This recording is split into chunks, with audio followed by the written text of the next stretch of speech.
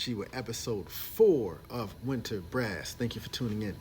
Sometimes when Norman played, he'd forget where he was. He'd close his eyes and suddenly he was back in Da Nang.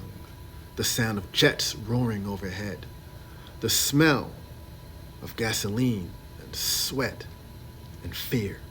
And then he'd open his eyes and suddenly he was back in New York. The city rushing around him, indifferent. It was like waking up from a dream that kept slipping away, leaving only pieces behind.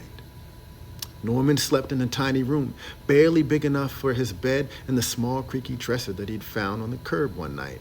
The landlord didn't ask too many questions as long as the rent was paid on time, and Norman liked that. He didn't want to explain why he had the habit of talking to himself or why he sometimes flinched at loud noises. One morning, Norman was busking outside of Penn Station when a man in a suit stopped and said, "You know, I used to play the trumpet back in high school." "Trumpet, huh?" Norman said, barely looking up. "That's like the saxophone's little brother who never quite grew up." The man laughed, surprised, and they chatted for a few minutes before he hurried off to catch his train.